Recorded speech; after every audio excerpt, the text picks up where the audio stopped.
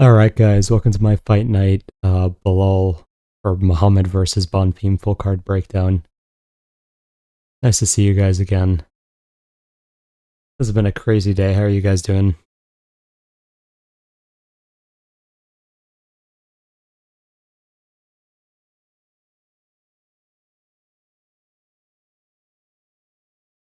Good, nice.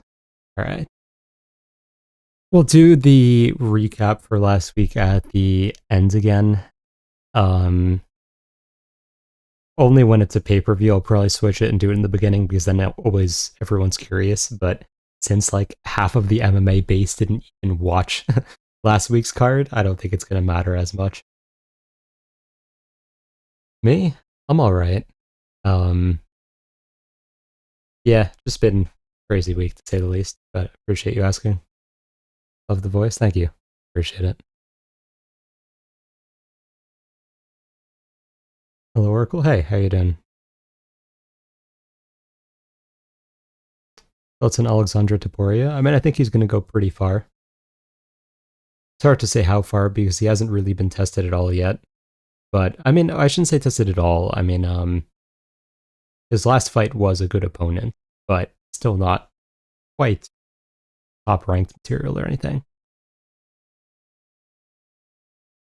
Thanks for the consistency. Your breakdowns are good. Thank you. I appreciate it. Ilya's chances against Islam at 170. I think that Ilya would walk through Islam at 170, not gonna lie. Who do you think Islam's most likely fighting against next? It seems like it's Gary. It really does seem like it's going to be Gary, Islam, and Morales Prates, but we'll see. Umar Martinez. I think it's too early for Martinez. I've been like a massive Martinez advocate, but I feel like that's going to be an Umar decision.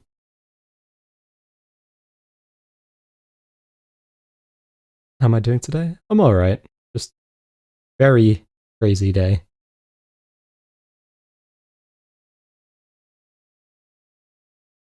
Striker son or wrestler daughter? Interesting question. I mean, I'm biased towards strikers because I am a striker, but like, I don't particularly care that much either way, honestly. Marab or Yon in the trilogy? I probably will still pick Marab, but the nose injury has me a little scared to pick Marab. Angel Hill Masterclass. Yeah, we'll get to that at the end. And we all agree the Taliesin Cháirez is the tall guy. Oh yeah, it's seeming like it. I didn't think he would do quite that badly.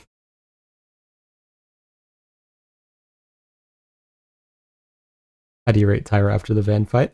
I still think he's good. I mean, his wrestling was good enough to get mount on Van multiple times. He just needs to figure out how to secure the position and make sure he's working two submissions without giving up the possibility of getting a finish, if you get what I mean. You edit all the graphics yourself? Okay, so for these, I basically made a program that automatically generates it for me. So I don't have to create the graphic every week since I basically automatically generate it after I created the template once. Sanhagen Bautista. I will have to do more tape study on that because like my initial thought skills wise is Sandhagen, but just improvement and trajectory wise, it's Bautista. What do you think John Silva's best and worst matchups are out of the top guys? Worst matchup.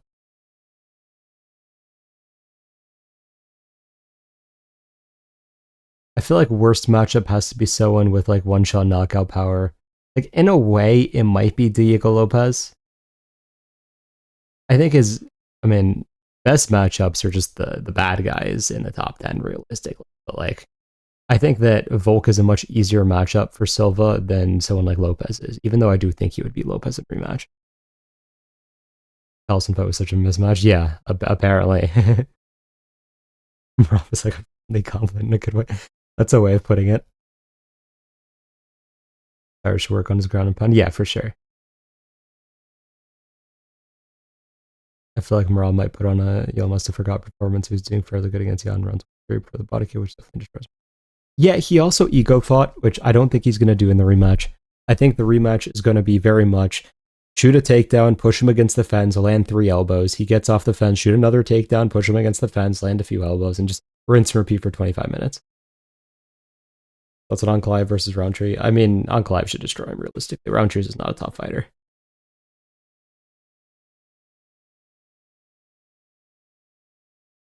I'll do 5 more minutes of questions. We'll do questions at the beginning this time. Why not? Pretty disappointed with Cháirez head movement. Yeah, so he's training with what's his name? Inoue's team, and doesn't have like any head movement. That was a little weird. React to the mythical UFC list. Maybe if we have time at the end, I'll see what that is. What do you think about the upcoming Zahabi fight? Zahabi's been underrated for a long time, but this just feels like an unwinnable matchup for him because he doesn't really have knockout power. I know he knocked out Ariche Lang, but like other than that, he doesn't really have finishing ability. And so basically, he's just trying to. He also doesn't really have great wrestling, so he has to like play defensive striking against O'Malley for 3 rounds, which just doesn't seem like it could go well. I could tell Jan was definitely slowing down round 3, and Marab was starting to get to him. Then Jan the body. Not. Yeah, I agree with that. In your slideshow, you should add a recap slide for all your picks. That's a good idea. Josh Van or Loner. So I think Loner is Van's probably worst matchup. I think that Van would beat Kopp. I think Van would beat what's his name? Horiguchi. I think that Loner would probably beat Van, but I'm not wildly confident. I think David can beat Umar. It's possible, but I'm probably going to have to pick Umar, unfortunately. Usman versus DDP at 185. Yeah, I think DDP is going to walk through him, not going to lie. I don't think it's going to be mildly competitive. You have a favorite referee? Okay, so in terms of personality, I like Herzog because he's like the first referee to admit when he makes a mistake. In terms of actually like who has the best performance, that's a good question. Don't know. I'd have to think about that a little more. Is Allen a top 5 featherweight currently? Yeah, I believe he is. Oracle, can you stop using a seductive voice to speak up a little bit? The low voice is a little bit hard to hear. My voice is just burned out. I can't really do much different. I could try to make it a little louder. Hey, Ilya. When you get back at video games, try Elden Ring and speak. Yeah, I've had that in my library for quite a while, so I definitely intend to. How about Tyra versus Loner? I think that Loner would probably beat Tyra as well. I think Loner's a really bad matchup for a lot of guys right now. I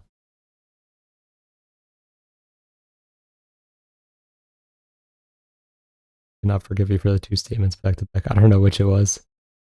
Prime JDM or Prime Usman. I'd lean JDM because I don't think Usman could really hold him down for that long. I don't think he was really going to pull an Islam, but it's hard to say for sure. Did you see for his kick? I think DDP might move that. Yes, I did see. Who do you think beats Loner? Just stylistically, I could see Kopp beating Loner.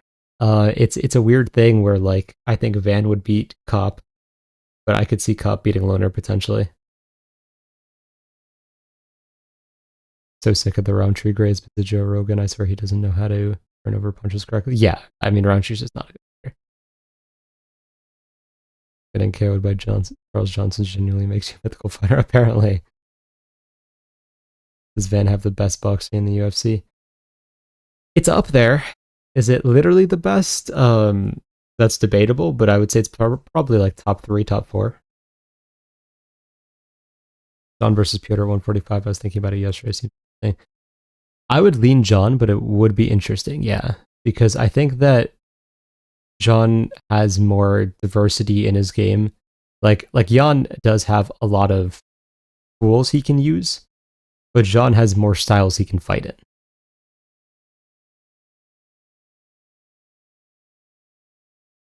Actually, what? Realistically, does Justin have any path to victory against Ilya? Bring a gun into the cage. You actually have Loner over Tyra? Yeah, I just think stylistically it's a very bad matchup for Tyra.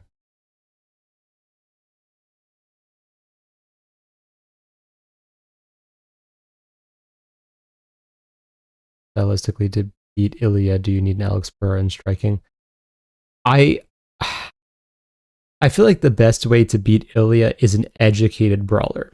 Now, everyone loves to go back to my statement of that and be like, oh, Justin has a chance then. The problem is Justin isn't an educated brawler. He's just a moron swinging. You need like a...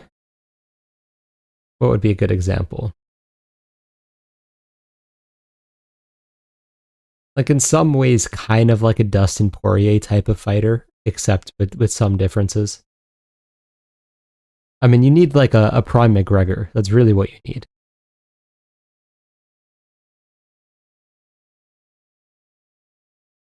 Zhang Minyan cooked. Yeah, I mean, if you can't beat Metafield, just retire at that point. What makes you so confident about Zhang when you lost to Diego? Mainly because of how he lost. It wasn't because he like got outskilled. It was because he just wasn't being disciplined, and that's fixable pretty easily. Tyra or Marab at 135. I think Tyra would get his back like for enough rounds, but it would be an interesting fight. Oh, we're a little past when I meant to start. All right, we will start on the analysis. Then let me get notes.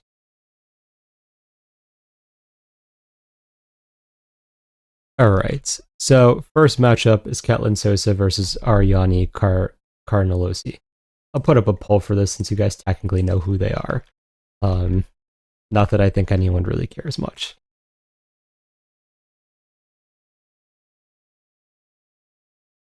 All right, the poll is live.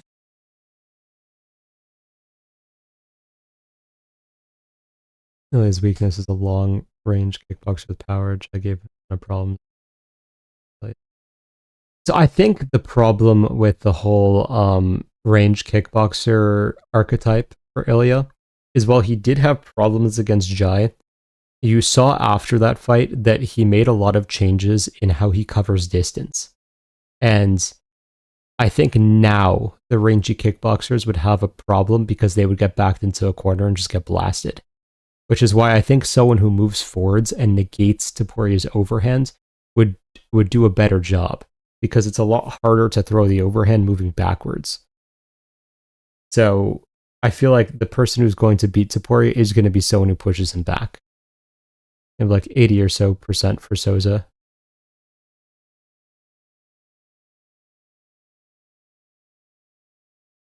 Connor isn't really an educated brawler, he was a sniper.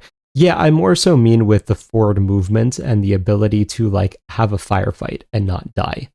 So whether it's like something like Connor or something like a well-educated brawler, like either is possible. Would have read them because I don't even know either of them. Fair enough. All right, I'll close the poll here. I think it was 83%. Yeah, 83% for Souza. All right, we'll start with Souza. So Souza's pretty well-rounded. She kind of just does whatever she needs to do in order to win. She throws a lot of calf kicks on the outside, then she'll enter with combinations. It's mainly just hooks and other looping shots. She does have the ability to wrestle. The effectiveness is definitely questionable, to say the least. It's just mainly to mix up the pace.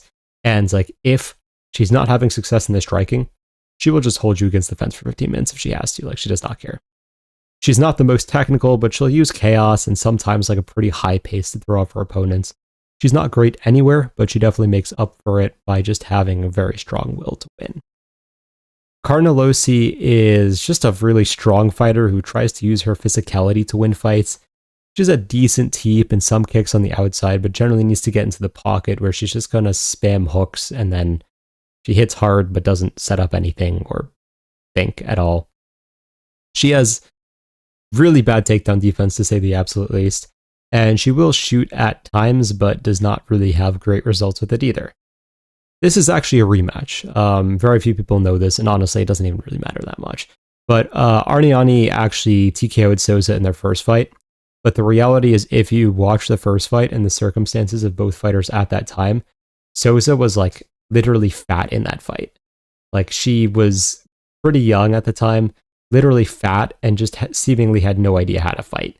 So she's completely physically and probably mentally changed since then, so she should walk through Ariane and like get her revenge in the rematch.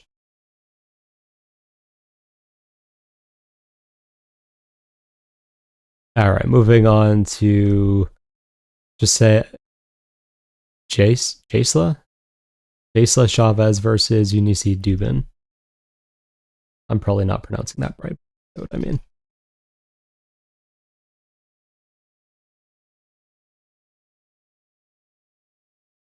Poll is live for this.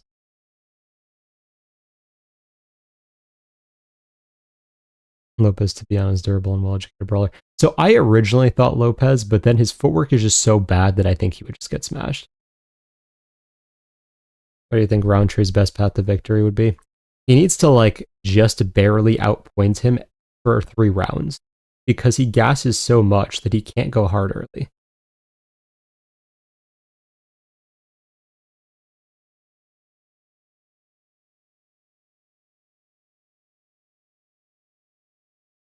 All right, 62% for Chavez, 70, which is not quite reflecting the odds, interestingly. But to be fair, we might have some people purely just voting off appearance here.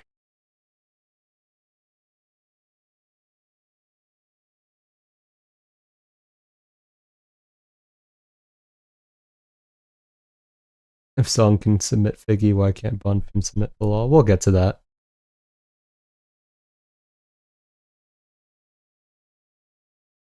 %80 for shot. That's getting closer. I'll close it in a few more seconds.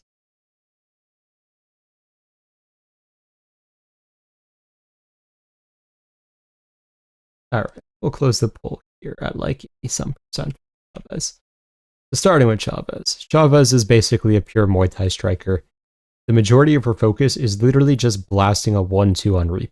Like, that is most of what she does. Sometimes she will throw in like hard round kicks where she is putting her full body weight into everything, and they're kind of slow, but they are powerful. She generally just does not have good defense anywhere. And by not good defense, I mean no defense. She is built to go through a war, though. She does not care if she gets hit. She will keep going. And she will definitely punish you if you make a single mistake because she has far more power than most WMA fighters. Moving on to Duben. Duben is effectively just a brawler. She does have a lot of power in her hands as well. She basically just throws hooks and overhands in the pocket. That's it. Occasionally she'll throw in like a spinning back fist. She'll move on the outside sometimes and try to get you to move into it so she can open up with her shots like a bit more easily. She has no concept of defense either, like even worse than Chavez. Like, she just doesn't even pretend that she's going to attempt to defend any strikes. I am surprised we have a 4-1 favorite here because they both kind of suck. I'm going to pick Chavez because she is the cleaner striker, but like, neither of them defend anything. So I don't know what we're doing here making Soen a 4-1 favorite. But yeah, I'm going to say Chavez by TKO, and I think it will probably happen early anyways. Moving on to a more interesting fight. Well, okay, the previous one will be interesting, but this one will be a higher level fight. All right, Brito versus Levin. I'll put a poll for this. All right, poll is live.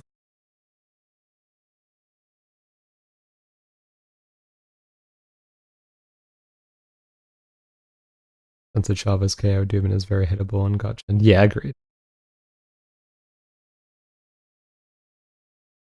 Drop the Ziam Holloway take. We'll get to that. I mean, Ziam is fighting, don't worry. We'll get to him. Brito's one of them guys that swings hard and looks powerful, but I swear barely gets KOs. Yeah, we will get to that as well. Brito pretty much lost his last fight into a short notice. Yeah, his opponent was very short notice. We have 56% for Levitt so far. 58% for Levitt. You guys are definitely liking him this week.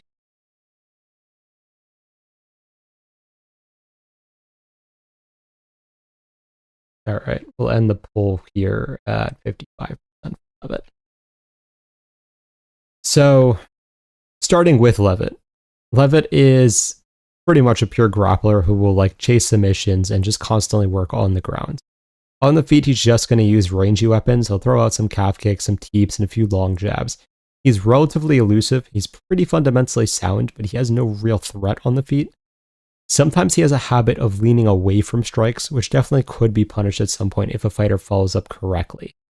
He can shoot on basically anything, but recently he's had his best success with body locks. If you do get him lined up where he can't like keep moving, he kind of just puts up a high guard, and that's like his weakest point because it's not a very spectacular one. Moving on to Brito. Brito is just a lunatic. I mean, he's just trying to kill you with whatever he does. He's just going to blast calf kicks as hard as he can on the outside and then wing overhands and hooks. He will get like bully style takedowns where he's just going to throw you to the ground with like no technique whatsoever. If he gets you down, he's either just going to try to like fall into elbows and ground and pounds or just jump on your back or a submission. He has really bad defense everywhere, and he kind of tries to make up for it just by being dangerous everywhere. Now, there's a few weird things about this fight. One is that at 145 in his last fight, we saw Levitt had questionable cardio going into round 3. If Levitt had won a 30-27, I feel like there would be fewer questions about this fight. That being said, Brito is also just so stupid that you can't pick him here. Because Brito has had an issue where he gets taken down because he kicks against grapplers, they catch the kick and they take him down. Now, okay, that happens 1 fight, 2 fights, whatever, right? You learn by the 3rd fight. But he hasn't learned by like the 4th fight of it happening. So I don't expect him to learn here either. I think he's going to kick against Levitt, Levitt's going to catch it, take him down, and that will probably give Levitt the ability to not gas out while having control, because Levitt is going to have to expend a lot less energy than he normally would. So I am going to take Levitt by decision here. And I think that, yeah, if he does for some reason gas in round 3, he could definitely get choked out or something crazy. But I do think Levitt should be able to get him down long enough, and then even if he gasses in round 3, just stall out. All right, moving on to Priscila Cachoeira versus Chelsea Chandler. I'll put up a poll.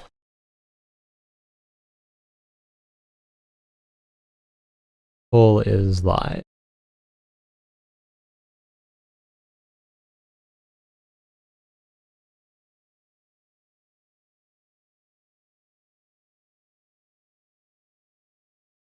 All right, starting with Chandler, 55%.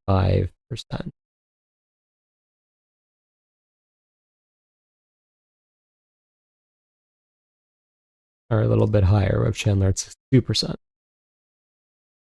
This might be the lowest level fight in UFC history. I feel like we've seen worse recently. I love to like scrub the fights from my memory as soon as they happen, but I could swear we've seen like a worse one. This by me Ming this Ming Dang Enrique level. It's possible. I mean, I will say like Chelsea Chandler at least knows how to jab. But yeah, I mean, this is a questionable one. Remember the fight in the last card you said was bad? You were right. Thank you. Yes. I was watching the tape for that. I was like, this is going to be abysmal. I'm glad I got my pick right. In the Discord for the betting service, we were so confused in round 2 because Enrique was plus 300 in round 2 while he was winning round 2. So a lot of us just ended up slamming him at plus 300 because I didn't want to take a bet before the fight with how terrible both of them were. But round 2, you're giving me a fighter who has the momentum at plus 300? I don't know, that was like an oddly easy bet. I still don't know how that even happened. All right, I'm going to end the poll here at Chandler, 57%.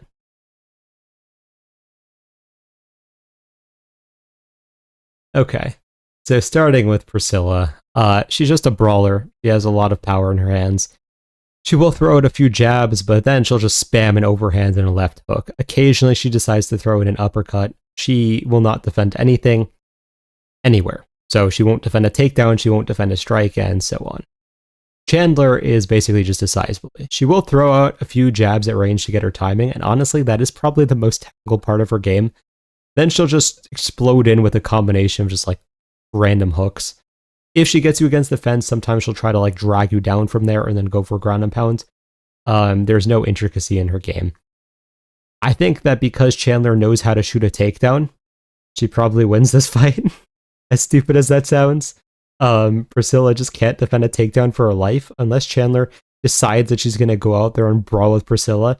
She should just get the takedown and then just bash her face in from there. So I'm going to not overcomplicate it with how low level a fight this is and just say Chandler wins by TKO.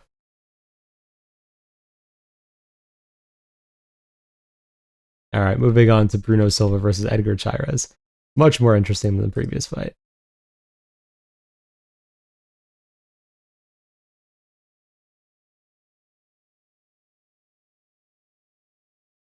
Strickland was also underdog on the odds towards the end of round 5, interestingly. Yeah, sometimes live odds are really weird. How did Ding manage to fluke 35 MMA wins? That just shows you the level of competition he had. Thoughts on Menafield's KOing Zhang? See, they need to use Menafield just as an indication of who needs to be cut from the UFC. If you lose to Menafield post like 2023, he was kind of good until 2023.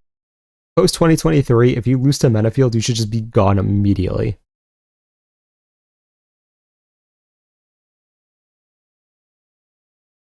What did the algorithm say for Mingda and Henrique? The algorithm does not bet on debuts anymore because that was way too volatile. So I'm very glad that it just avoided the fight completely.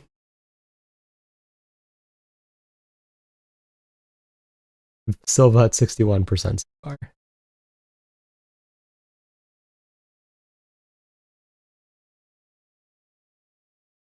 We should have taken Ming's loss to the fake record guy way more seriously. Yeah, we should have. I don't know. It's like, of all people to lose against, Menafield couldn't even knock out Julius Walker. Julius Walker took him to a split decision.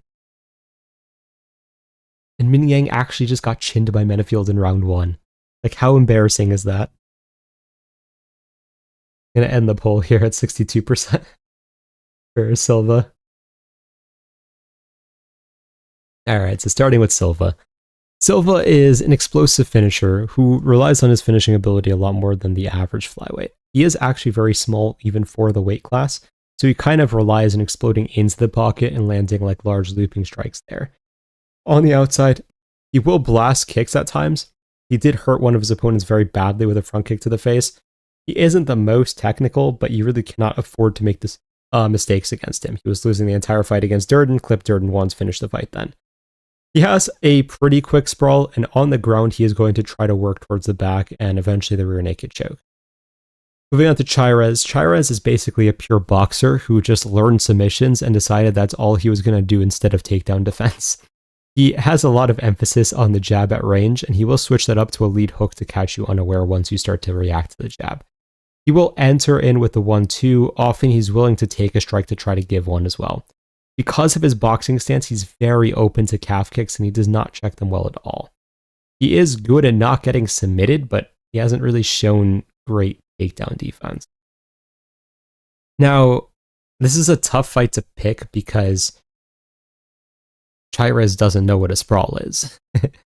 But that being said, I do think we have to somewhat pull back on that judgment because the two people who mainly took him down were Tyra and Van. So getting taken down by Tyra is definitely no shame. Getting taken down by Van when you're focused on his hands is also fair enough. I also do think that Bruno Silva's wrestling is a little bit overrated right now. And that's mainly because of the fact that he got a bunch of takedowns against Park. But Park broke his jaw, I think, pretty early into that fight, and you could see that he was very impaired, and because of that was a lot easier to take down. I don't think that was Bruno Silva being amazing at wrestling by any means. And then against Charles Johnson, he just failed a bunch of takedowns. So I don't think Bruno Silva is a great wrestler, and I'm assuming Cháirez is putting some effort into improving his wrestling.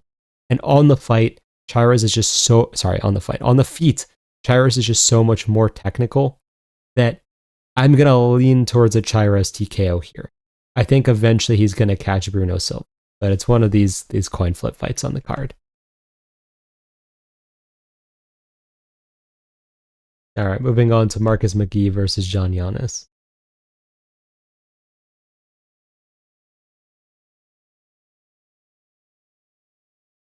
All right, poll is live. Bro is 36, my god. Yeah, he's not young, to say the least.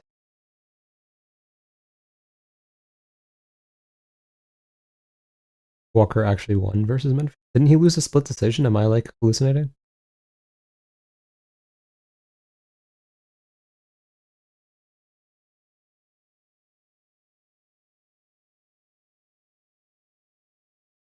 Cháirez did get taken down his last fight against Random. I wouldn't call him a random. He wasn't the highest level fighter, but I think he also, like, took a round off of Van, so he's not terrible either. I'm blanking on his name, but I know who you're talking about. Robbery splits, but I thought Walker won. Yeah, fair enough. Thoughts on Song's performance? I'll get to that in the recap after. But straight up 100% of you guys think McGhee's going to win. Okay. That makes this a little simple. We'll end the poll here.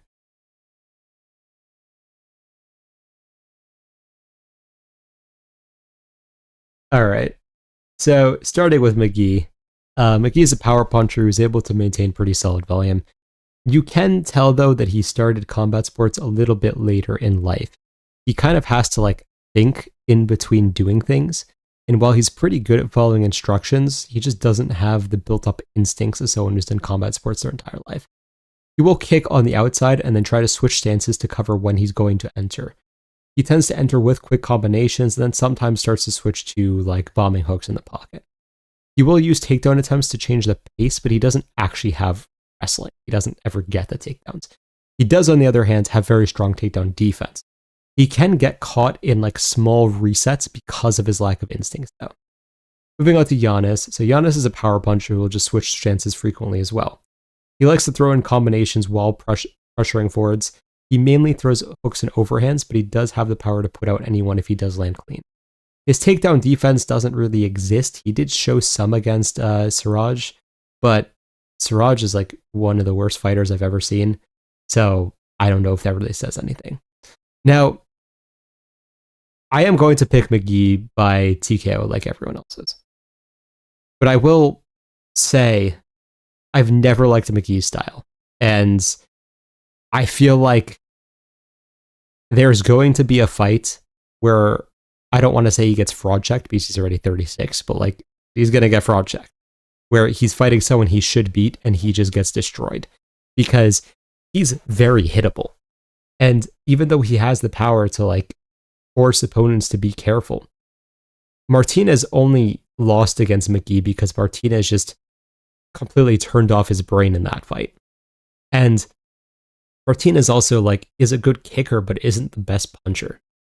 So I just can't see McGhee beating anyone at a decent level. But yeah, I don't really think Yannis is at the point that he's going to be able to pose too much a problem for McGhee. So even though I'm not, like, as confident as everyone else seems to be, I am going to say, yeah, McGhee TKO, and we'll see what happens.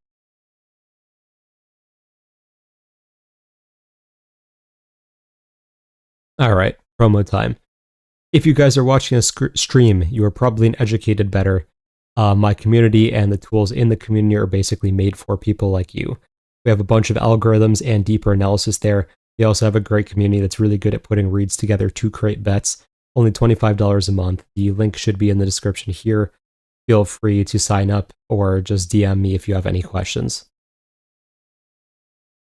Moving on to Schnell versus Alessandro Costa. I'm going to put up a poll. I don't think we really need a poll, to be honest.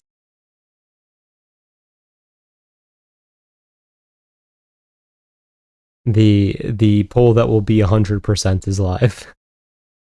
Who do you think would have won, McGhee versus Wicklotz? I would have picked McGhee just because I don't think Jakob would be able to get a takedown. And on the feet, while Jakob isn't terrible, I don't think he was going to be able to match McGhee. What happened to Emmanuel Rodriguez? He pulled out with an injury. Back to back 100%. Someone did pick Schnell. We were at 94% for Costa.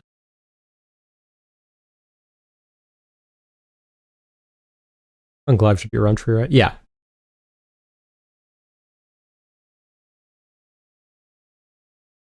The catchweight rankings are going to be screwed up because catchweight is like based on who is catchweight at the moment.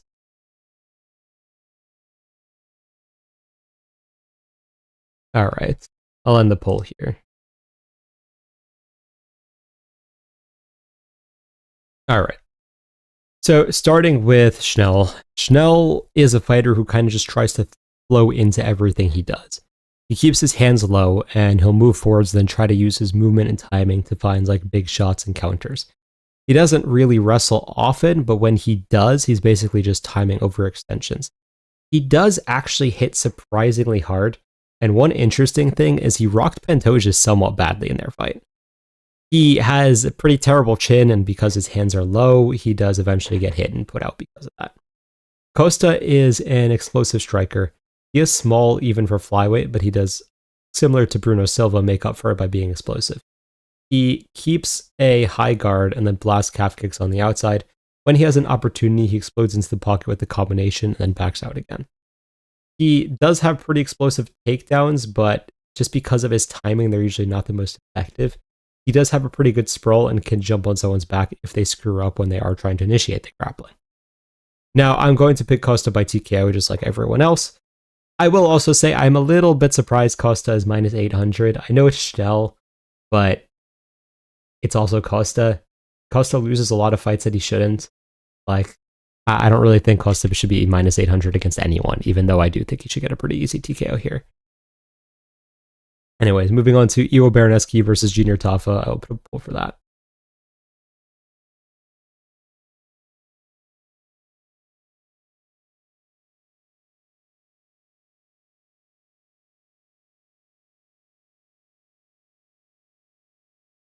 Poll is live.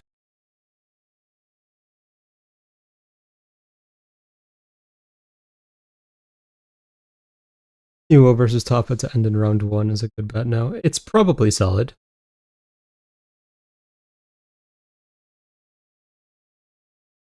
%82 for Iwo. Feels like a fight Tafa wins, to be honest, even though picking. Well, I get what you mean.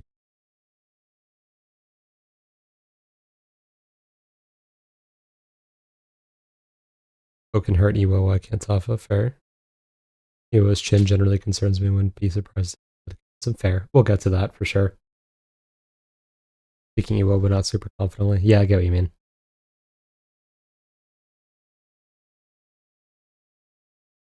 Alright, I'm going to end the poll at 86% for Iwo here.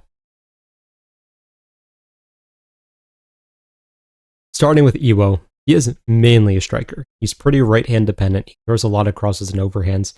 He will throw calf kicks on the outside before he enters, but he typically isn't very patient before he does enter.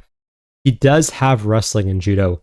It's very difficult to say to what level, though, because he only really used it against like complete cans. He is very movement dependent for defense, so if you back him up to defense, he definitely can have issues there, and he can get caught in the pocket, of course, as we saw multiple times against Iwo. Sometimes he does like to cover a lot of distance when he enters, so he'll like throw the overhands and then switch stances into a hook or overhand from the opposite stance. Is very aggressive. Moving on to Tafa. Tafa is theoretically a high-level kickboxer. He uses his jab and teeps at range. In the pocket, he uses overhands and a variety of other looping shots. He did well with striking at heavyweight because of his speed discrepancy, but he's also, to be fair, reasonably fast for light heavyweight as well. He is very calf kick prone, and this is something I harp on every time Tafa fights, and then he somehow never fixes it. But, of course, the biggest problem with him is he really doesn't know what to do in terms of takedown defense or grappling as a whole. Now, I'm kind of on the same page as a lot of you guys. I think that Iwo has more ways to win because he definitely could get a knockout on the feet. He could just decide he's going to go pure judo and maybe get a submission that way. But it is concerning because his defense isn't great. And I don't know if he actually can wrestle here or not. I know Tafa does not have good takedown defense, but if Iwo's wrestling looks anything like it did against Ibo when he just shot the takedown from like 5 feet out for no reason, that's not a great look. So yeah, I think that round one's going to be chaotic, and if Iwo plays it smart, he could just calf kick on the outside for the first minute, and then like switch to the clinch, switch to a takedown from like there's ways for Iwo to win the fight very stress-free. I just don't know if he'll do that because he never really has done that. So I'm assuming it's just going to turn into a brawl, and then who knows who wins that. I do think even in a brawl, Iwo's better. I think he's a little faster. I think he's a little sharper, and so on. But yeah, I'm not wildly confident. But you do have to pick Iwo by TKO, I feel like. All right, moving on to Bryce Mitchell versus Santiago Luna. I'll put a poll.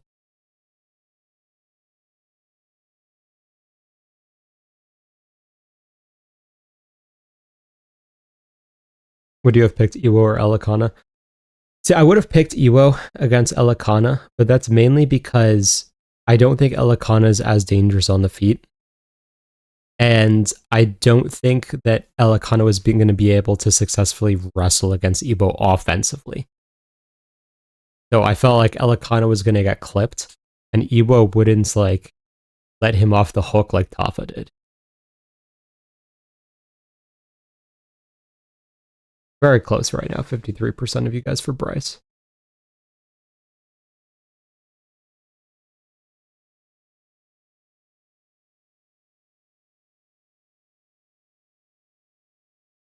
Looks like it's going to basically be a 50-50. I'll leave it up for a few more seconds.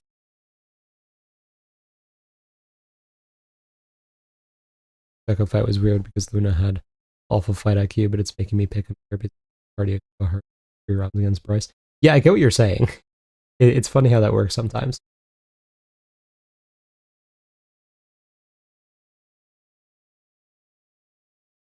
All right, I'll end the poll here. 52% for Bryce. Basically 50-50 from you guys. Starting with Mitchell. Mitchell's an aggressive wrestler. On the feet, he uses a lot of kicks early and tries to pressure his opponent back towards the fence. He is a southpaw, so he can land the cross technically, but he definitely just punches sparingly. He doesn't really like being in the boxing range. He does prefer to shoot on double legs, but he is capable of body locks and other takedowns as well. On the ground, he will look for submissions, but is generally just like ending up maintaining control. He has pretty crazy dexterity with his like hips and such, so he's able to take the back from very weird positions. We saw that on full display in the Ige fight. He does, surprisingly, seem to have cardio issues. Whenever he's in a high-paced fight, he really does fade. He is also, of course, pretty hittable on the feet, especially in boxing distance, which can be a bit of a problem for him. Moving on to Luna. Luna's a very heavy-handed wrestler who's like kind of just started to prefer knockouts, honestly. He throws some calf kicks and teeps on the outside, but he really just wants to get into the pocket. He'll throw combinations once he's closed the distance, and that usually is just including like quick hooks and overhands. His defense is definitely underdeveloped, so he can get hit, especially as he moves in. His wrestling is mainly quick double legs, but he does have some body lock takedowns as well. On the ground, he technically has submission, but the biggest problem with his wrestling game is his control is abysmal. So he will usually get takedowns and his opponent will just stand up immediately because he has no idea how to secure it.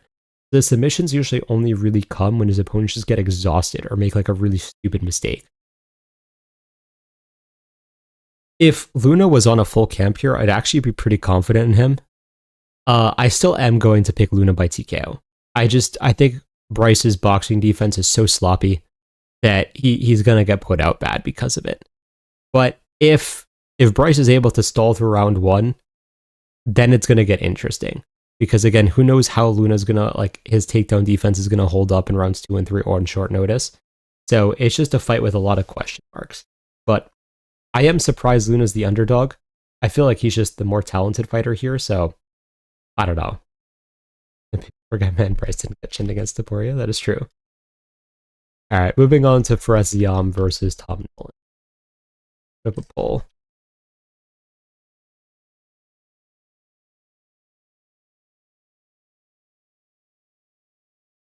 Luna reminds me of Pico, very similar issues. True, very true. That is a good comparison. This is looking to be a statement-making performance from... I hope so, because he could definitely be a star. 87% for Ziam so far. Drop the Holloway take? I will, don't worry, but later in this breakdown.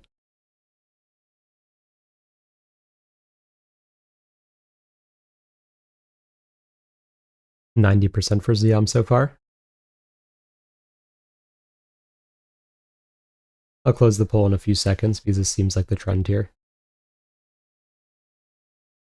Breakdown is going to be something like Ziam should be -800. You'll see in a second. Alright, close the poll at 91%. Alright, so starting with Ziam. Ziam is a very technical and well-rounded fighter. On the feet, he's patient and he'll wait for his opportunities, then he'll throw 1-2 and just start with he kind of has that Muay Thai approach of 1 or 2 strikes at a time, but he's very good at timing it, so it ends up not mattering that he doesn't throw longer combinations.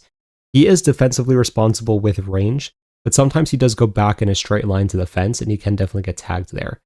He used to have very bad wrestling defense, but it has improved considerably.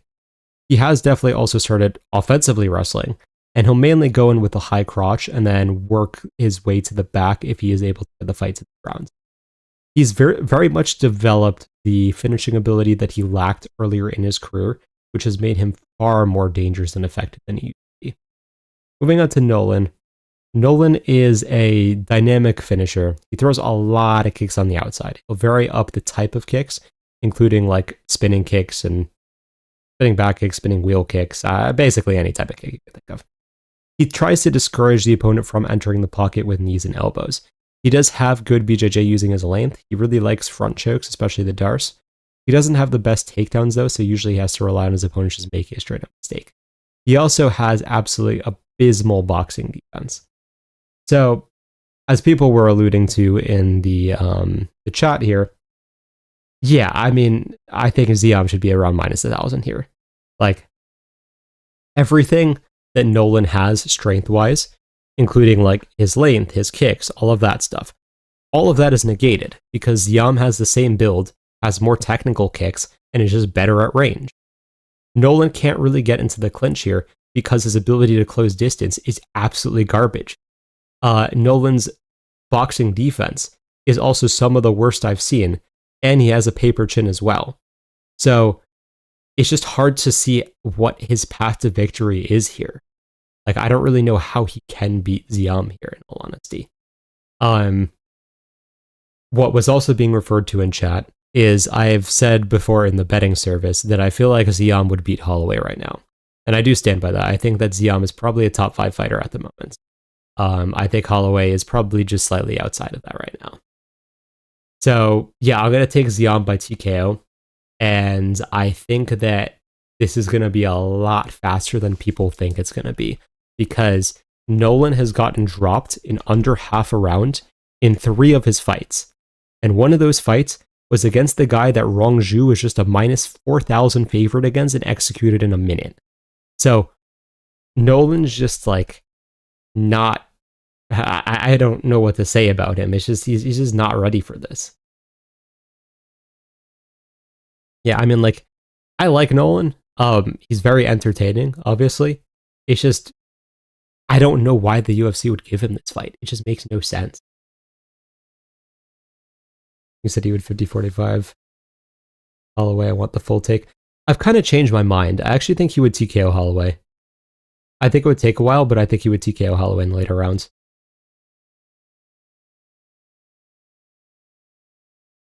But anyways, yeah. So Ziam should absolutely destroy him unless I'm completely missing something here. Moving on to Brendan Allen versus Edmen Shahbazyan.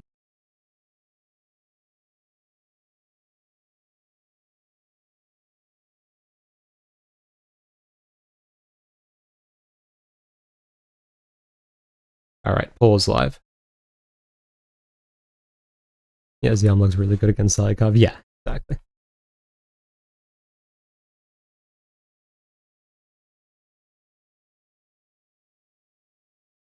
Ziam is getting the John Silva curse from Merkel. That would be crazy. If Ziam manages to lose, then I definitely, like, just straight up curse Owen every time I glaze them.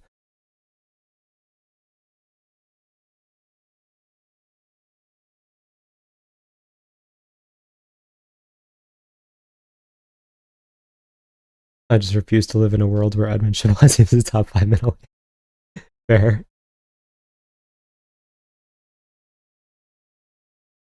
Props aren't out on FanDuel. I'm gonna bet Ziam round 1 KO. Valid. Edmen by Allen falling down from back mount to getting TKO'd by elbows. It wouldn't be shocking. Allen should win, but he's the type of fighter to fumble the bag and run to a counter. Yeah, exactly. Like this is such a stupid fight, and I'll get to that in a second. 100% for Allen. Like, I get it. I'm gonna close the poll probably here at 100% for Allen. I actually did not expect this to be 100% for Allen, but you guys will get what I'm referring to in a second. So starting with Allen, he is a pretty well-rounded fighter, but he definitely prefers the grappling. On the feet, he will blast kicks from the outside, then he'll jump in with a 1-2. He has pretty fast double legs, and on the ground, he'll use ground and pound to open up submissions. His biggest issue on the feet is that he tends to overextend coming in, and then he'll get countered on his way out because of that. On the ground, he gets very overeager and will rush a submission and then end up on his back for the rest of the round because fight IQ is not his specialty, let's say. He is dangerous everywhere, but he's also a danger to himself everywhere. Moving on to Edmen. Edmen's a powerful finisher. He throws out jabs and like powerful kicks at range. He will enter with the 1-2 sometimes, but generally in recent times, he has wanted his opponent to be the one who engages. When his opponent enters, he'll counter with a hard straight or left hook. He does not push the pace like he used to because he's worried about gassing out all the time now. So he's just waiting for opportunities a lot of the time, which I don't love, but it is definitely better in terms of conserving energy. If he is pushed at all, he definitely does fade in the later rounds. Now, I was so tempted to pick Edmen here. Like, genuinely speaking, because the exact sequence that Edmen loves in terms of countering is the exact sequence where Allen has gotten caught numerous times. So it will not shock me whatsoever if Allen gets flatlined in round 1. That being said, Allen is the better overall fighter, and I feel like as long as he has no ego and just wrestles a ton, Edmen will get worn out. But again, Allen's the type of fighter where in a fight where he needs to wrestle, is 100% going to strike. So I'm going to pick Allen, and I feel like I'm going to regret not trusting my gut here. But I am going to pick Allen by submission. I think it's going to be a late submission. Confuses me how Edmen trains with Sean Strickland as a horrible gas tank. I mean, he's just a fast switch fighter. That's just the reality of it. All right, moving on to the main event. Belal Muhammad versus Gabriel Bonfim. I'll put up the poll.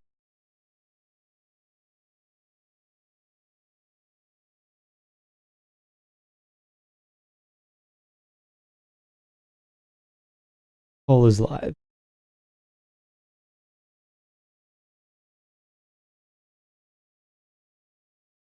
Doesn't help that in the last 3, Allen's camp went 0-3. Hamzat, Retnikov, and Tuko. That's actually wild. Yeah, that's a good point. I'm so tempted to switch my pick, but I'm not going to do it. And Bonfim via Oracle's Wrath, valid. Canelo hands will make people remember the name. That would be funny. Belal round 5 finish. It's possible. If 60% for Belal, it's pretty much matching the odds right now.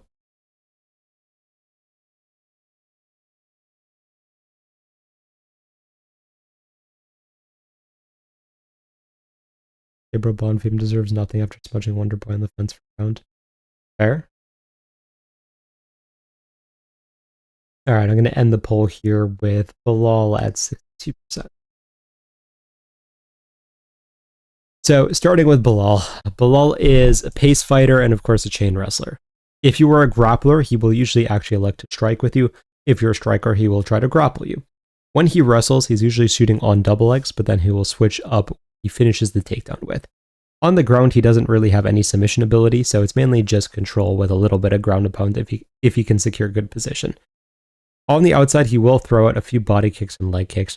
When he enters, it's with like a jab and sloppy overhand or just weird combo that makes me wonder if he's ever attended a single boxing class. He will constantly drop his hands when he throws, and he just never defends calf kicks whatsoever. Bonfim is a pretty well-rounded finisher. On the feet, he immediately used to sprint and just sling hooks in the pocket, but now he's a lot more methodical.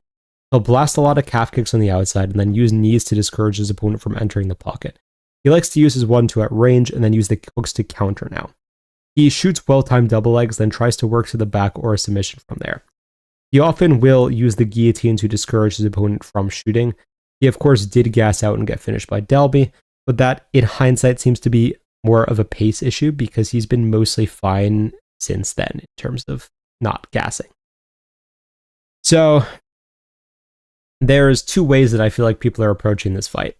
Some people will see the Angelosa fight and be like, oh, Angelosa took down Bonfim like 4 or 5 times or whatever that is, and therefore Belal's going to win. Or they'll be like, okay, Belal sucks at everything, therefore Bonfim is going to win.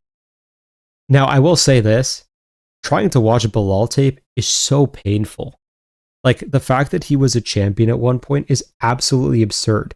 Dude doesn't know how to throw a proper punch, and I don't think I've ever seen him defend a calf kick. Like, his fundamentals on the feet are some of the worst, like, I don't even know how to get into this.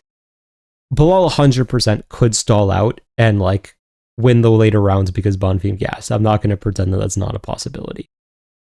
But I will say again, Bonfim is a great fighter to beat Belal because he is going to destroy the calf, and he is going to prevent Belal from just, like, smudging in the clinch by using the knees. So I am going to lean towards a Bonfim sub here, and I think it's actually going to be like more of a damage-oriented sub, where I think that Belal's calf is going to get utterly destroyed, and he's also going to take a lot of damage to the body from the knees when he does try to enter, and he's going to start taking worse and worse shots until Bonfim is able to find the guillotine.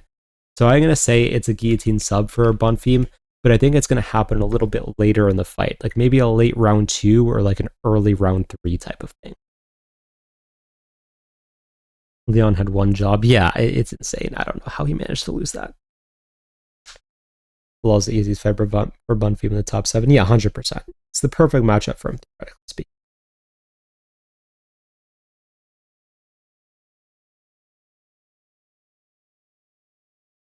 Do you actually believe Bonfim is the 8th best welterweight, or what are these rankings? The rankings are automatically generated. I don't do that.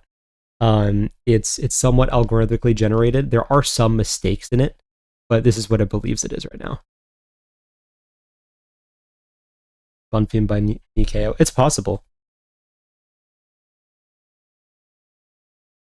Recap? Yeah, I'll get to that in a second.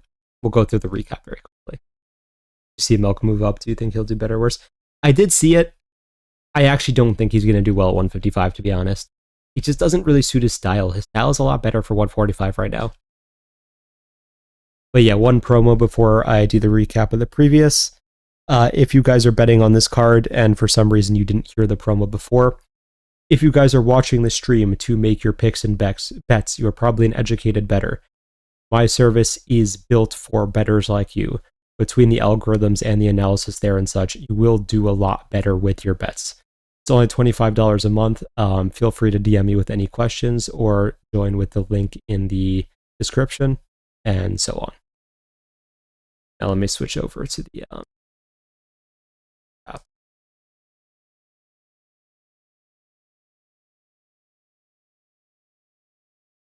Some of these are wrong, remember, because of the fact that the like short notes replacement stuff screw up the visuals. But anyways, so Amram versus Loma. I don't know why people were picking Loma. Not gonna lie. Like, this felt like such an obvious one. Like, Loma can't do anything once she gets taken down. Amram is great on the ground.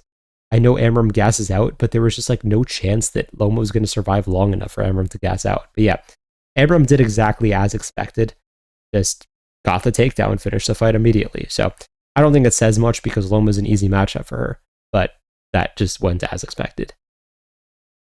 Zhu versus, what's his name? It was Vera, right? Zhu looked good early and then got way too reckless trying to end the fight. Fair play to Vera, he took it on short notice and he ended up getting the finish. I still don't think Vera is very good, not gonna lie, but to be fair, he'll have an actual camp next time probably, so he'll have the ability to improve. We'll see what happens. Okay, this fight surprised me, and then in hindsight, it didn't surprise me. So, what I mean by that is, on paper, Zhang 100% should have been able to win this.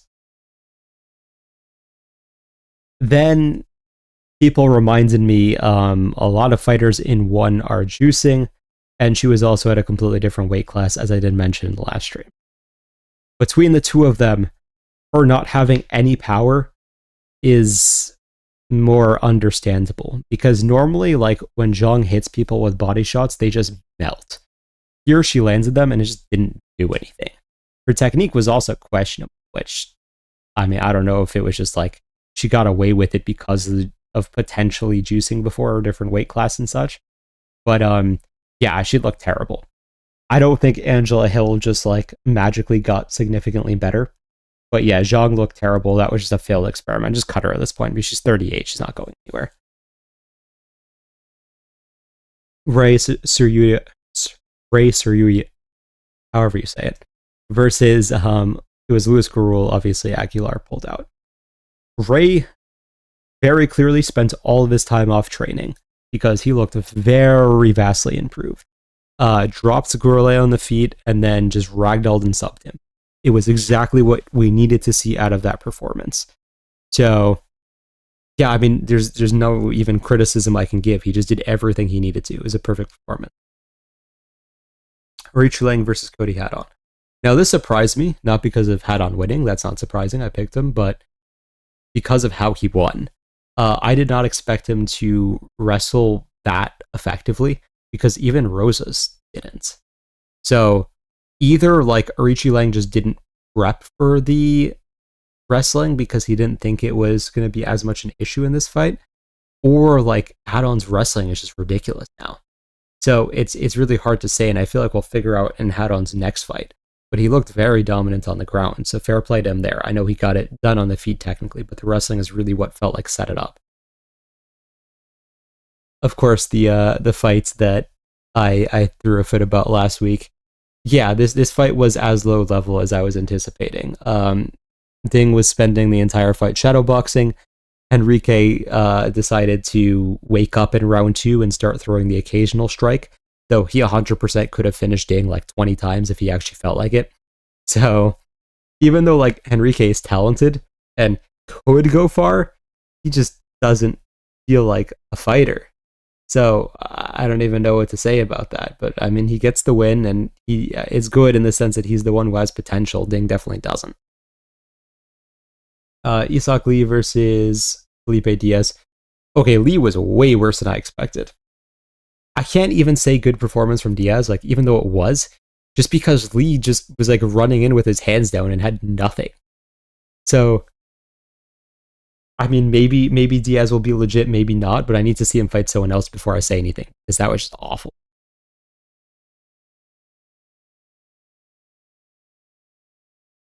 Perez versus Sumadarji. So, this was a weird one because a lot of people ended up with the impression that Sumadarji won round 1, which he did not. Like, even per the judges' scorecards, and even live when I was watching, I didn't think that Sumadarji won round 1. Granted, it wasn't like a crazy... It was a competitive round, let's put it that way. But I didn't think there was any like real dispute there. Now, that being said, of course, in round 2, he starts looking extremely good, drops Perez. Perez is able to recover, starts pressuring, then gets kicked in the groin. Fight gets called off eventually. Now, you guys know how I am with fouls. I felt like that should have been a DQ because it doesn't matter that Sumadarji was looking good, may have won the fight from there, whatever. 2 fouls. It wasn't his first foul, and it was a bad foul. So yeah, I don't love how this went because again, it just feels like the fighter who gets fouled ends up being punished by it being a no contest. So I don't love that, but it is what it is. I think that Sumadarshi should have to fight down again after that. Probably have to fight some unranked fighter. And Perez is going to have to fight down as well, don't get me wrong, but like he can fight some like lower ranked fighter.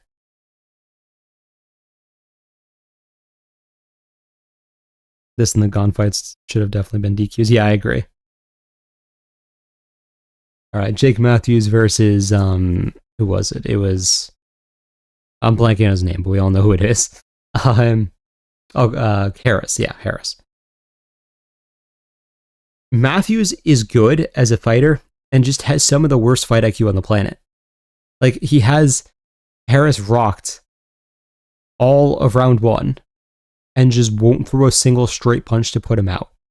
And then round 2 decides that he must immediately start wrestling and chasing the submission. Then nearly flatlines him in round 3, and then decides that it's time to go for the arm triangle, not punch him 2 more times and get the referee to stop it. I just have no words for that. Like, Jake is very skilled, but he's stupid. Like, he's really stupid. So, yeah, I don't even know how far Jake can go or not, because he's not being held back by his skills, and it's hardest to tell in those scenarios. Anyways, Kai Zakura versus Cameron Smotherman. Kai looked great. 135 is definitely his weight class. He looked faster there. He looked more powerful there. Smotherman sucks. That's a different issue. But Azakura looked like you would want Azakura to look like. So excited to see him fight again. Great performance and no real criticism there. He's running out of time. He's already 33. But if he stays active now, he could get in like, I don't think he's ever going to fight for the title, but he could definitely get like ranked. He could probably get top 15. I don't think he's going to break top 10. That'll probably be where he stops. All right. Pavlovich versus Teixeira. I may have overthought this fight a bit. Obviously, I still picked Pavlovich by round 1 TKO. I felt like Taliesin could pose a little bit more danger. I have no idea what Taliesin was doing. He sucks. Yeah. Sergey puts him out. Like, people are saying like, oh, Sergey's back, whatever. He did the same thing he was doing in the previous fights. Taliesin just stood there and got hit. So I don't think anything really changed in Sergey. I think it was just the level of opponent changed. Yeah, I don't know. It's such a waste of talent because Taliesin should be spectacular based on his attributes, but he's not. And then the upset of the night. Zhang Mingyang versus Alonzo Menafield. Yeah, Mingyang is just terrible. I don't know what he was doing. Like, Menafield has the most projected strikes of all time. He just throws the overhand and the left hook. That's all he does. Sometimes he does it in sequence. That's all you have to defend. It's not very hard. Yet it did not get defended. So, yeah. I just didn't have words. Like, that was one of those fights that shocks you so much. Not because, like, I thought Mingyang was some world beater, but because Menafield should not have been able to win a fight. I guess Mingyang, you just feed to some prospect. Like, I don't know, find someone else who will knock him out in round 1 who can actually go far, because you kind of need to just, like, transfer whatever name recognition there is, because he's just going to be useless. Song versus Figgy. A lot of people ask me what I thought of Song's performance. Even though he got the finish, I did not love the performance. I felt like he was overly tentative on the feet. I felt like he didn't like properly use his footwork to make sure that Figgy couldn't circle out. It was just like yeah, he was clearly winning all the time on the feet, but it didn't feel like he was winning by the margin that he should have been. So I don't know. I don't know how to feel about that. It was not what I would want to see for Song to go into a higher ranked fight after that. Because it felt like a fight where he should have knocked Figgy out by round 2. Figgy needs to take like a really far step down and then retire off of that. I feel like he could beat some of the low ranked fighters still, or like unranked fighters, And I get wanting to go out on a win for a former champion, and I think he is capable of doing that. But it should just be one more and he's done. Sergey versus Hockett predictions. I'd probably take Sergey, but not confidently. Maybe Tuco, yeah, valid. Iggy Barcelos is genuinely the perfect fight to make for Iggy at this point. Yeah, I agree. Song is more gatekeeper than contender. Yeah, I'm starting to agree. You got Umar Martinez. I'm leaning Umar decision. Sergey versus Waldo too. That could be a good fight, yeah. Iggy really washed. He still looks decent in every fight besides the Corey fight. I think he's washed, but when you have a very good fighter who's washed, they're still good. It's like Moreno, right? Like Moreno can still beat a lot of fighters because he's still very good, but he's definitely washed.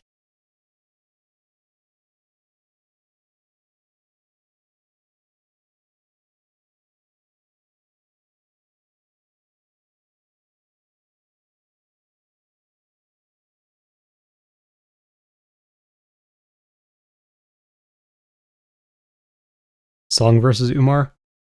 You know, before this, I would have picked Song. After watching this, I probably have to pick Umar, which I hate to say.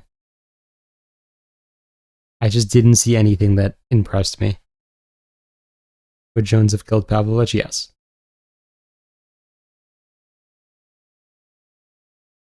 He's like Aldo was in these last few fights. Yeah, I agree.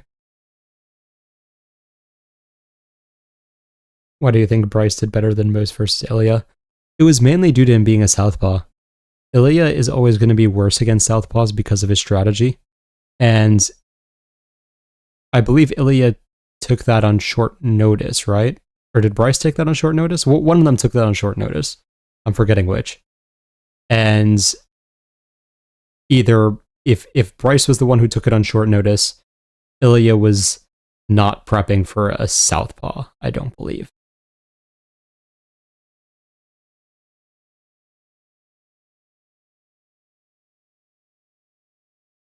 Ilya respected literally nothing Bryce had as well. True. Who's the best flyweight fighter that Tai Tuivasa would beat? Maybe Schnell.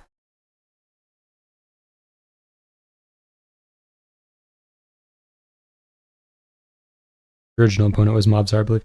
Yeah, I know. I'm just forgetting if Bryce was scheduled against Mobzar or if Ilya was scheduled against Mobzar.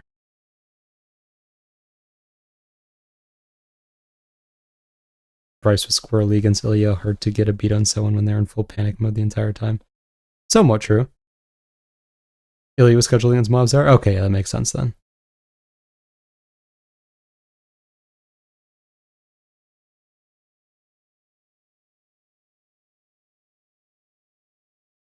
Alright, promo one more time. If you guys are betting, you guys know the spiel, feel free to DM me.